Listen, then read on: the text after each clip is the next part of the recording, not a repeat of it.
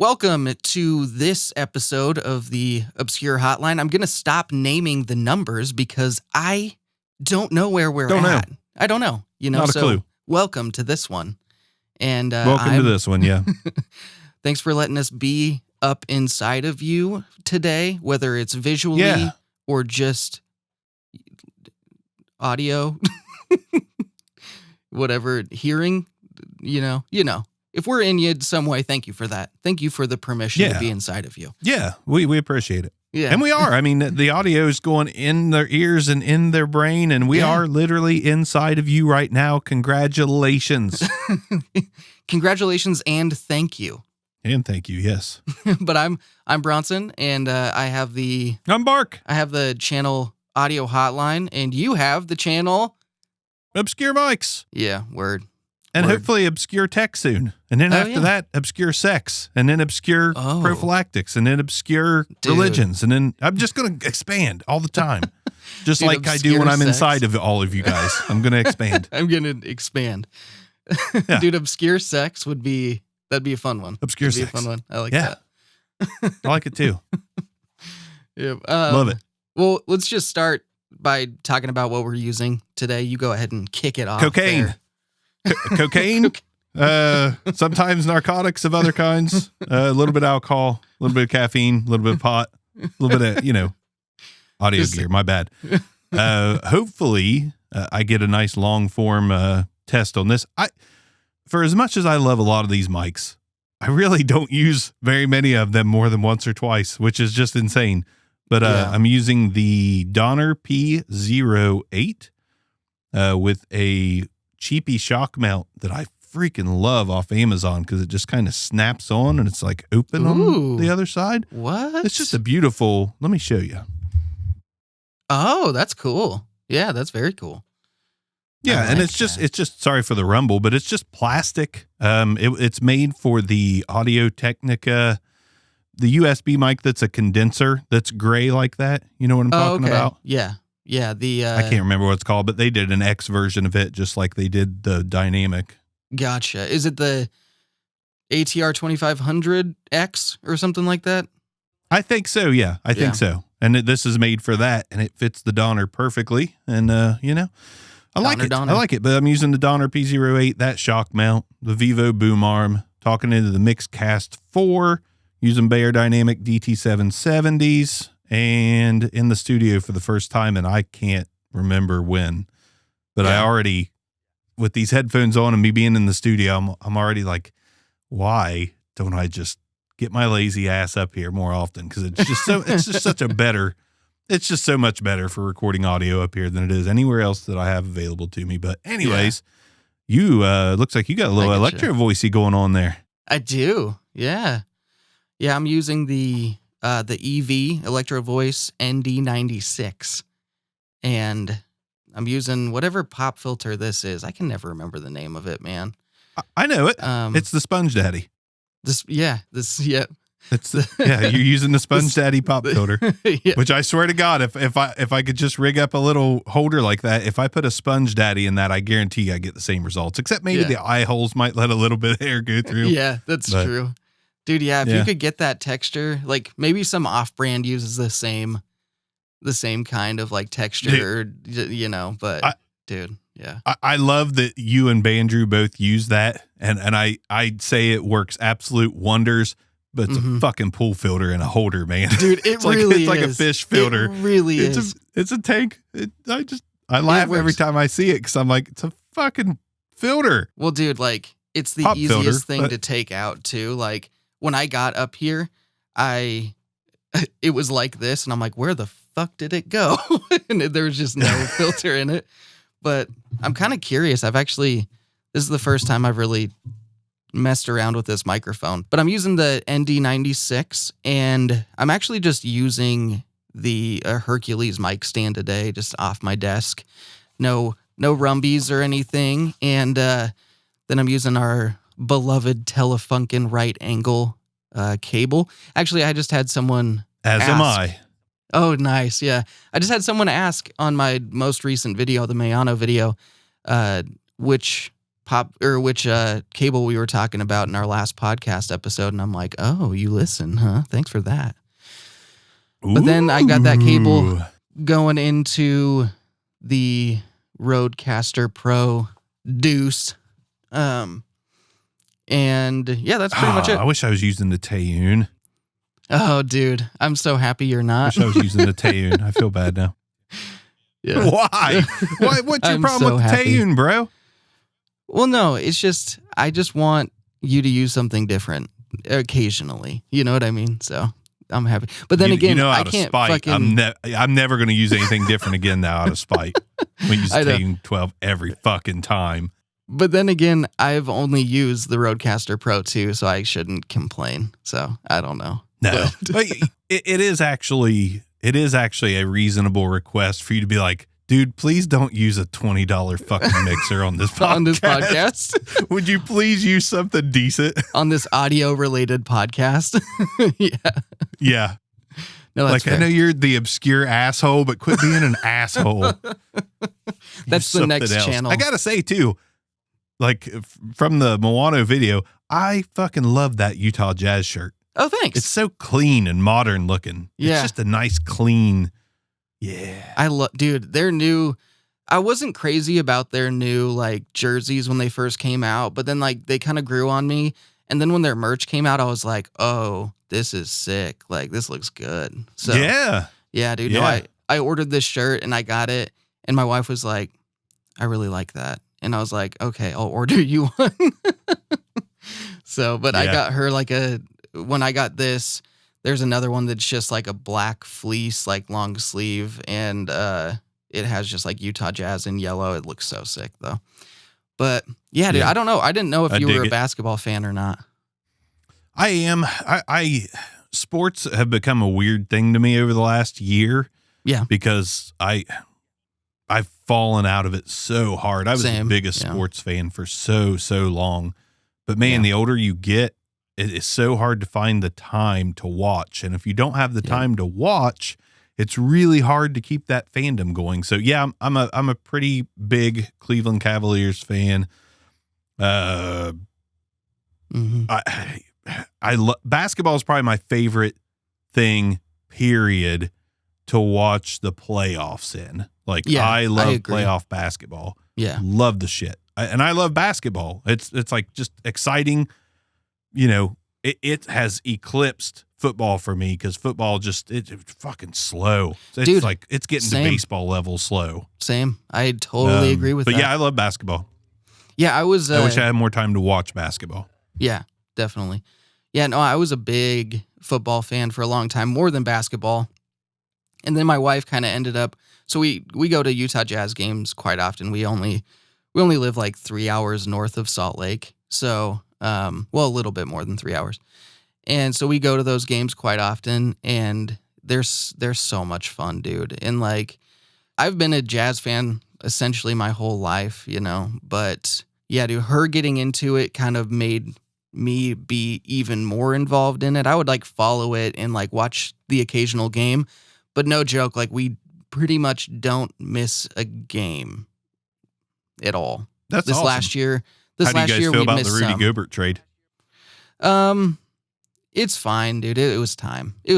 You know, and like honestly, okay. I think that I kind of felt bad for him in the sense that, you know, Rudy was a little bit underappreciated as a Jazz man, you know. So I hope that wherever he goes, he'll just be a little bit more appreciated. And I think that the Timberwolves are kind of a better fit for him anyway.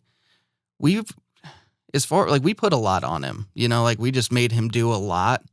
And I don't think he's a good enough player to like carry a team, but defensively he was great. But we really needed just another dynamic big like man to really hold shit down. And I think that Karl Anthony Towns is going to be an amazing complementary player to him. So I think that he went to a good place. Yeah.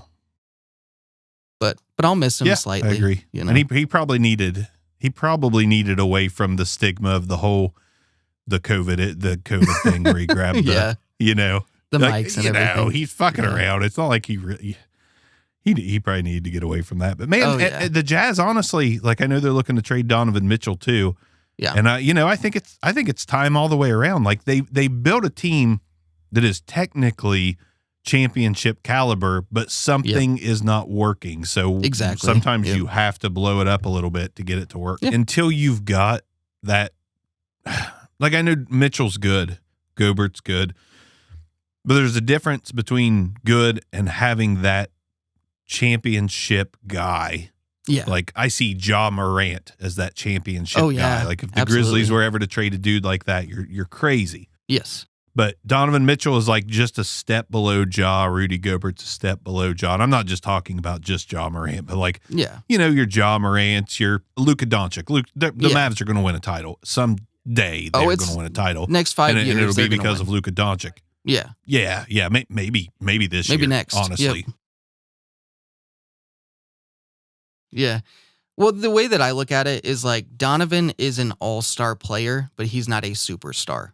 And I think that's like, those words get thrown around a lot, but I think that is a good definition of him. He's not a Ja Morant that is just going to completely take over the game and win. He kind of chokes sometimes, in stressful situations. And Ja Morant, dude, I'd trust that guy in any situation pretty much, or Steph Curry, He's just got that extra gear. He's the guy who is he's the clutch guy. Yep. Welcome to Obscure Sports.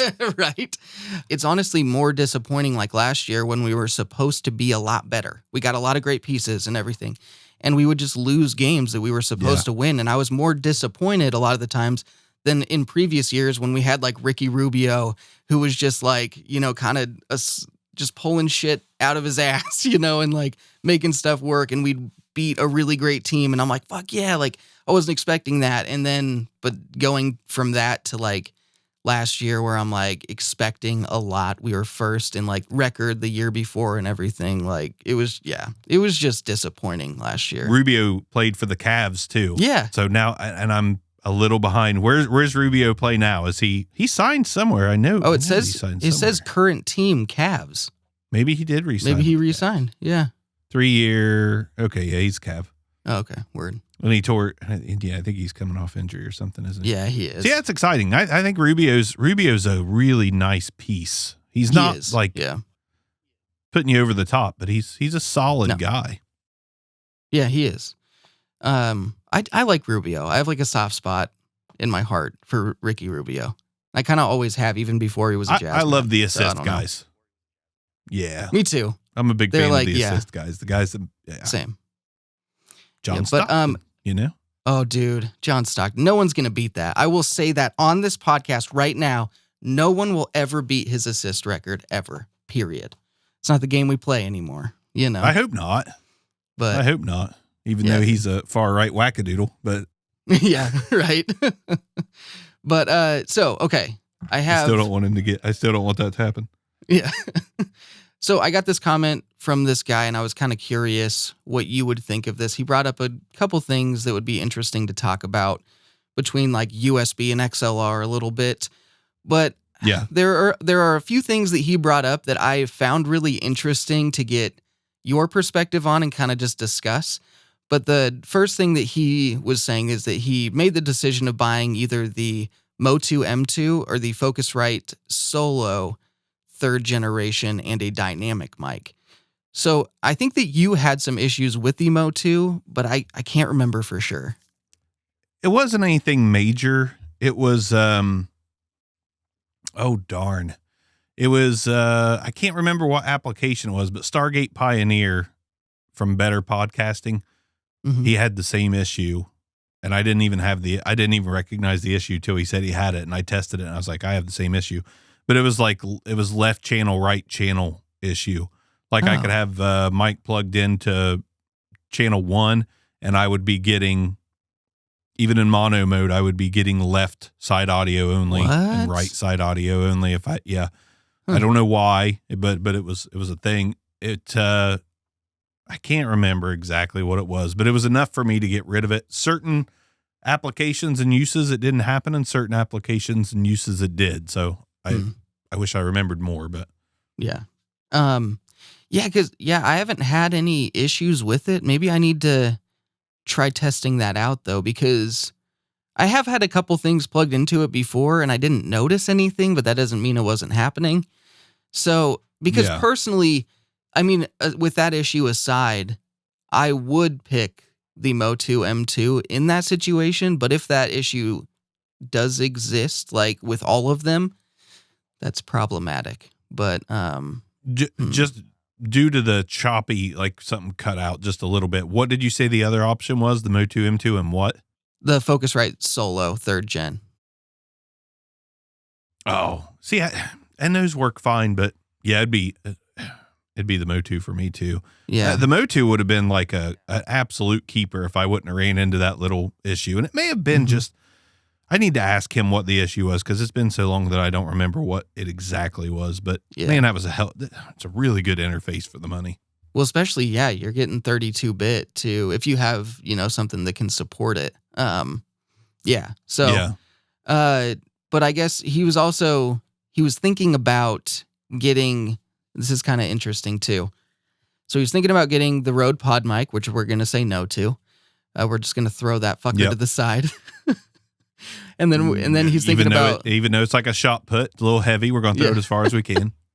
And then he was thinking about the Mayano PD400X or the Shure SM58. He was thinking about each one of those mics to pair up with one of those interfaces? With one of the, so, and a part of me is like, hey, if you're going to get an interface, maybe don't get the Mayano PD400X, unless that's where I lean. Yeah. Unless you really were planning on traveling and didn't want to take the interface or whatever reason. If there is a reason, I guess I could understand still getting it. But honestly, I'm not in love with any of these options, and that's kind of why I wanted to bring it up but I mean, I think that, and it's no fault of his. I know that I think that he was even saying in the first comment that he's relatively new to audio and everything, and it's no fault to him. But I mean, the Pod mic and the SM58, dude, those are very well known, and there are some options out there that are, in my opinion, better for less money or the same amount of money, Absolutely. Especially if we're talking content creation, spoken word, I would take the SEV7 over any of these options. That is one of the first things that came to mind when you mentioned what he was looking at. I'm like, why not the V7? Or to a slightly lesser extent, which I just think it's so underrated, why not a Mackie EM89D for $50? Because I think that is a fantastic mic for $50. Oh, nice. Yeah, honestly, I don't have any experience with it, but I obviously trust your opinion on that. But really nice sounding mic. The microphone you're using right now.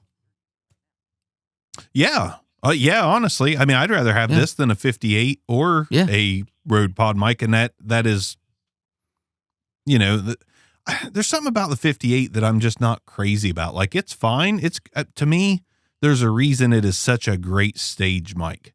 Yeah. Because it is a great stage mic, but I just have I don't know, maybe it's the punk as fuck in me that I just don't want to use the 58. But I get it. I seriously think this Donner mic is absolutely stellar for the money. And I think, I don't know I feel like you need to focus more on, in his case, budget rather than, the Pod mic's popular, 58's popular. I saw your video about the PDX 400. And I know the Focusrite's popular, and the Motu M2 is an audio YouTube favorite.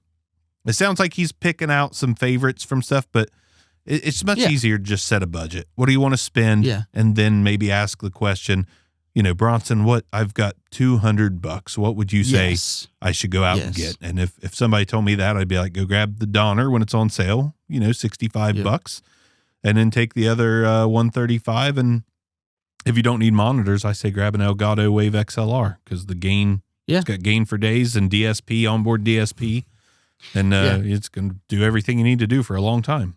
Yeah, no, that would be very good options for sure. I do agree with that, and I can appreciate the fact that someone is kind of giving me options, and maybe there's a reason they want those, you know, and that's like, and that's what I run into a lot is I'm like, you know, like, do I need to be the person that's like, hey, for this amount, you could get this? Or should I just be like, hey, these are the options you gave me based off the options. This is what I would get. I never really know. Right. And so what I'll usually do is I'll answer both. I'll be like, hey, based off of these 3 options, this is what I'd get. Or, you know, and enter a couple times, next line, but, you know. Right. So I don't know, man. It's hard. And I can definitely appreciate, and I totally understand. This is kind of why I found this comment interesting, is dude, just how like the few known products really make an influence on people. And I think it goes to show like there are a ton of people out there that are just, you know, they're just getting like the name brand big thing. And I mean, obviously your channel is very different than that. And I think that that's, you know, an undervalued thing is just like following a channel like yours and being like, okay, here are the options that I can get something for the same price or less that's just not as known. Sure, there aren't as many reviews on it on B&H or Amazon, so it's not as trusted, but it doesn't mean it's not great. It's just that, you know, people haven't taken the chance on it. But I don't know, man. I get a little frustrated with the whole, and we kind of talked about it a little bit a couple episodes ago with like the perception of Shure microphones and how a lot of people, it's like the standard, you know? And we talk about the fact that like there are microphones that sound better than the SM58 that's old as shit. There are microphones that out of the box sound better than the SM7B.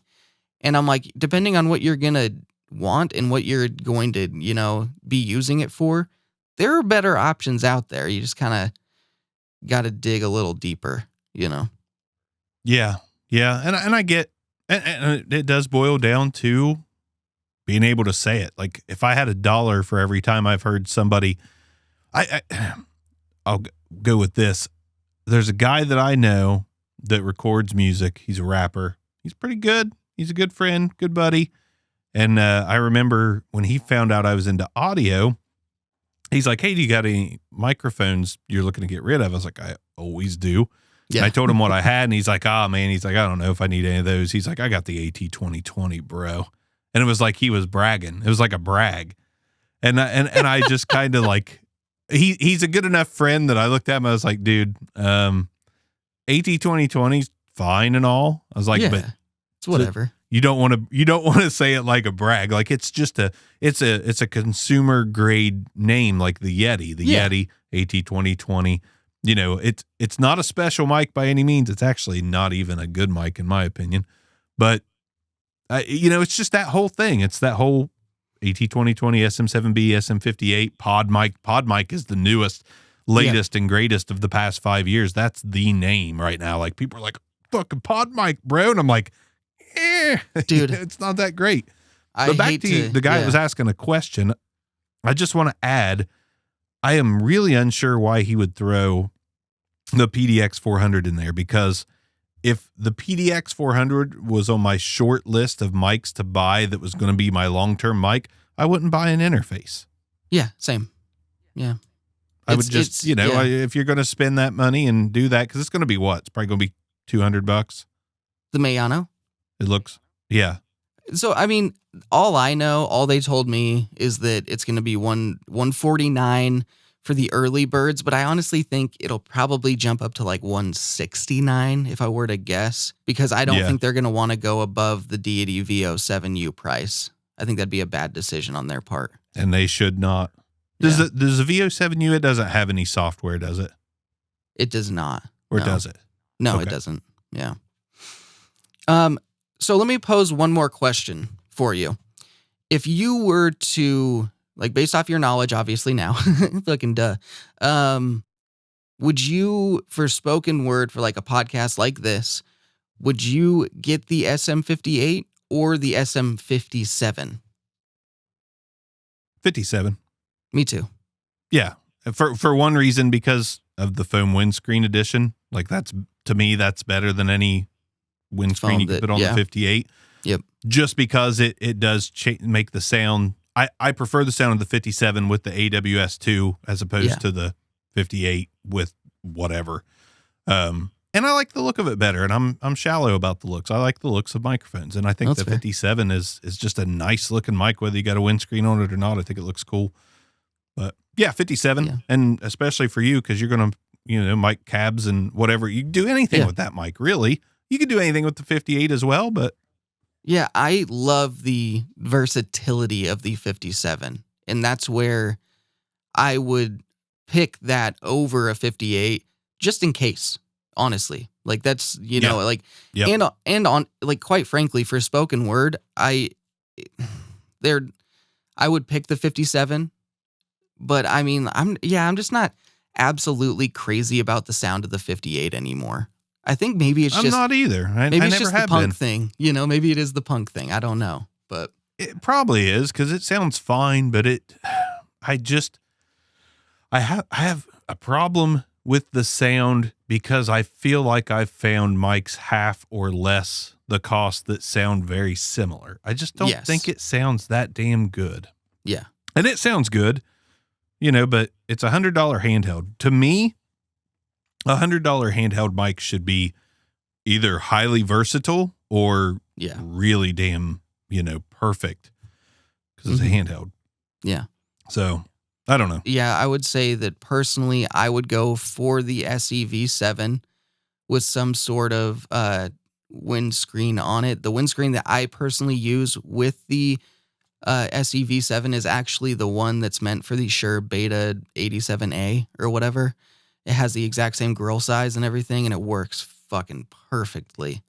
I was actually debating using the SEV7 today. I should have.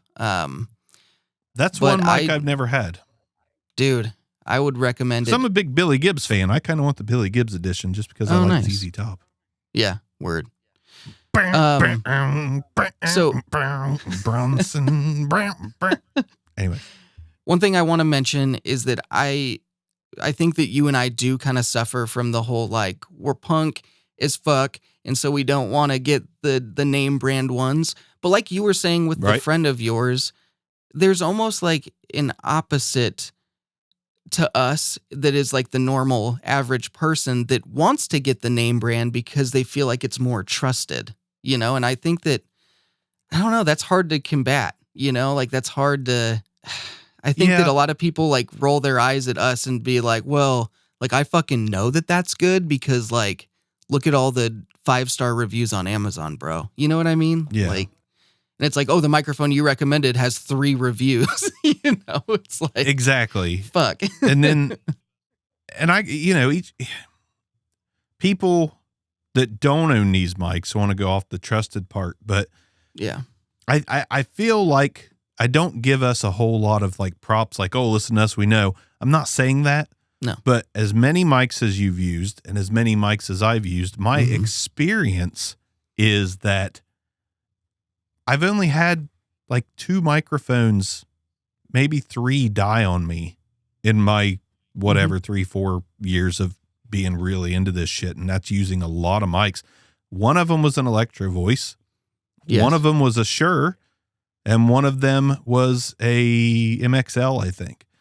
So all these obscure, oddball, cheap brand, weird mics that I've used, none of them have quit working. But my experience is that the trusted ones I've actually had an issue with, and I'm sure it's completely random. Like I had an RE320, completely died. Just died, wouldn't work. At that time, I wasn't taking apart mics. I should have taken it apart and tried to fix it. It's probably something simple. And then I had an SM7B that a soldering connection came undone. Oh, wow. Mics are mics, If soldering can come off a Shure, it can come off anything. So really, I really think the only reason an SM58 is indestructible is the heft and weight of the capsule inside. Like what a Shure capsule, like it's got that metal shaft underneath the capsule. It's just a fucking beast. Like in the 58 and the SM7B, that thing is a heavy beast. That's, to me, the only thing that makes that indestructible, because the handle and the grill, 900 other mics have a handle and grill that are as durable and strong. They are the same. Yeah, exactly. Yeah. Yeah. I mean, mics are they're metal. I mean, most of them are metal. They're probably going to last you. So the trust thing, I think the trust thing can just go out the window. I agree. Opinion. I agree with that. The only microphones that I've had fail on me, Rode and Sennheiser. So, yeah. You know? And then the occasional one that you get sent from a company that just may happen to not work like that. But that's going to happen too. But yeah. 7 Rhymes. What Rode quit working on you? 7 Rhymes. The NT one. Yeah. The one that I had, though, is DOA, dude. Yeah. Yeah. Wait, Dead on Arrival? Yeah. Yeah, it was Dead on Arrival. Dead on Arrival. And Dick on Ass. Dick on Ass. The other thing that I wanted to ask you was in the first comment he left, he said, if you were to compare the SL40, the F-Deuce, the MV7, the VO7U, and the pod mic, which one would you pick? What was the second one? The SE-V7? So SL40, MV7, VO7U, pod mic. Which one would you pick? Yeah. VO7U. If you're using it as a USB, I mean, I guess that the pod mic is in there, so it's like maybe there's the assumption of an interface. I don't know. But yeah, dude, I would pick VO7U. Weird. To me, you either want a combo. It's hard to even really be that excited about the combo mics. Like I was working on the Relicart video today, which people are going to be like, what the fuck is Relicart? You'll see. But yeah. But I mean, I honestly have no use for a combo USB XLR mic, honestly, because we're mic guys. I've got XLR mics. If I want a USB mic, it's going to be for the simplicity of travel and nothing else. Same. Yes. So I don't quite get, I get the convenience factor, but for me to buy one, it's got to be a deal. Like the Relicart is like $119, and it's cool that I have both those options, but I probably won't ever use both those options because in that mic, the USB mode is king, and the F-Deuce, the XLR mode is king. Yep. It's like unless you're buying, I think the F-Deuce, if you're buying it, I'm pretty sure it needs to be for a specific one or the other. It's got to be for XLR mode or USB. Yeah. I don't see the point in using both. Yeah. You're just going to pick what you like better sound-wise and roll with it. Unless, you exchange mics with a female. Like if your wife was like, hey, babe, could I borrow the F-Deuce 40 in USB mode so I could record my podcast? Like, yeah, babe, then give it back to me and I'll do XLR mode for my podcast. Dude. Because, true. In USB mode, it's super dark and it'll be good for you. And But I think the USB XLR dynamic is nice if the price is right, but otherwise it's silly. I agree. Well, what I basically said in my Mayano video too is like the only time that I'm recording XLR and USB for a review. Otherwise, like I'm using one or the other, and I guess that a lot of people, that is the case. Like they'll travel with it and use USB and then they'll plug it into their interface with XLR. But quite frankly, I would rather have just dedicated microphones. And I know that's kind of like a spoiled brat way of looking at it. But I would personally rather get like two $75 dedicated microphones. Yes, exactly. And that's kind of where I was heading. Although you did make me think of something that is going to go against the grain on everything I just said. Shit. And I guess if you don't trust yourself, if the microphone you're using is XLR and USB same time, I guess you could have a backup track in case you ruin. If you ruin the USB, you got the XLR. Yes. If you ruin the XLR, you got the USB. Like if your levels are wrong in one, but you record in two different sources with it, I guess that could be something. But if you're doing that, you are truly a beginner and you don't need to buy an MV7. You just need to buy a $20 mic if you're a beginner. Get an XM8500 for God's sakes until you know what you're doing, and then move on. I firmly am in the standpoint now where we've kind of talked about that we're a little bit over USB microphones in general. And I'm not gonna shame someone for wanting a USB microphone or anything. Like if they I get it. And if they feel more comfortable that way, I understand. But I think that like learning how to use a USB microphone is very fucking similar to plugging in an XLR cable and using an audio interface. And if anything else, to me, it's more difficult. Yeah, I agree. Yeah. Because you have to adjust shit in a computer. You have to, it's so much easier to forget what your microphone gain is on in your computer than looking at your box and seeing what your dial's on. It is so much easier. And USB, the sound can fool you in your headphones because most of the output, the headphone jacks in those do not sound like what the recording is going to sound like. No. Because the headphone jack is either heavily boosted in the highs or it's just fucking funky in the mids. It just... Very rarely do I plug in a USB mic with direct monitoring, and what I hear while talking is what I hear back in the recording. It's always different. It's rare, dude. It's rare. Yeah, for sure. Yeah. I don't feel that way with audio interfaces, though. Like they don't always have the best headphone jacks or anything, but a lot of them. No, but they're usually accurate. Yeah, for sure. They're usually accurate to, the reproduction here is what you get in your DAW, typically. Yes. Fuck USB mics. They're fine, actually. I still enjoy when I get a certain one, especially if it's small, like, if it's something fun to use, but I just can't see myself using it. Just travel is the best use case for a USB mic to me. Yeah. Do you know what I think would be so sick? This is the microphone that we need to invent. Okay. Check it out. It's not a combo. It's not a combo USB XLR. What it is what you would be sending as the USB will actually just go directly onto an SD card. It has a record button, right? And then you can additionally send out an XLR output to your audio interface, and then you got a fucking backup recording inside the microphone on an SD card, and then you can still send it to an audio interface and record in your DAW. So you're cutting out the USB. You want an XLR mic with a mini SD port. Exactly. So what you would use? I like that idea. Yeah, what you would basically use to connect up to the USB would basically just go to, it would still be like a similar concept though, but it would just go directly onto an SD card. Yeah. I like that. Because typically, like if you're a solo podcaster using a USB mic, the only function of the USB mic is to either A, record to a big device, or B, to do a video and record to a big device. But if you're just doing audio, just doing a podcast, a mic with an SD card in it, and then the XLR in case you ever need to link up with someone else online. Yes. Or, for that matter, the USB mic with an SD card built in and no XLR. So one or the. So instead of a combo, add an SD card to each of those options. I think that's a seller.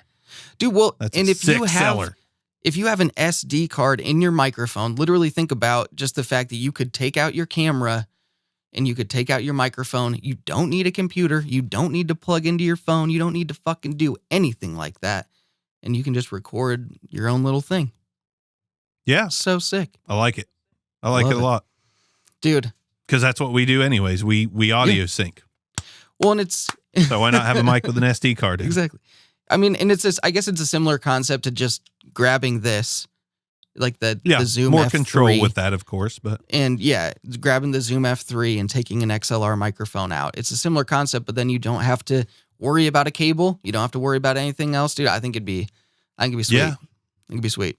Now, Zoom has halfway done this idea. Oh, because Zoom, halfway. Zoom recorder. It's an old one. What is? It's a. You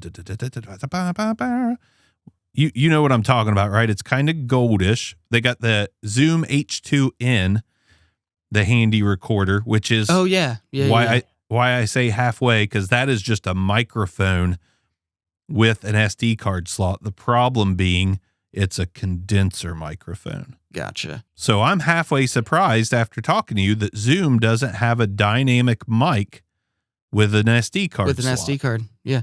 So, and there are microphones out there. For instance, like there's like a Shure video mic that does have an SD card in it. But I think that the dynamic microphone or like broadcast style microphone having an XLR and SD card would be sick because it just gives you a lot of possibilities. And I mean, like the video mic thing, it is nice and everything. Like that's fine. It's still nice that you could grab that microphone and go and remotely record and not need anything else. But I still feel like having a, you know, like a podcast style microphone would be super cool with an SD card in it. Yeah. I agree. This is part of the reason that to this day, my favorite device, period, is the Tascam DR10X, which is very small square plug-on recorder because that's a micro SD card, but it's got a backup track built in. It's like, I fucking love that device. And it's 24-bit, and it's not even a new device. It's older. Yeah. I just, that's my favorite thing. Like if I'm doing solo anything, I just pop that onto a dynamic mic and I'll walk around the house and talk and record. And, you know, it's just fantastic. But I love that idea. Hopefully, what you watch, who watches this? Probably the smaller ones watch us. Moano probably watches what we do, and Fine watches what Fine. That one of those two are going to come out with that fucking product now. You know that, right? Dude. And it's probably going to be called like the Fine Bronson Bark 200 or some crap, and it's going to have an SD card built in. Dude, I hope that if someone does it, it's Deity. I hope that they do it. I like Deity. I like Deity a lot. Yeah, I'm rooting for Deity. They're coming right now? Your kids?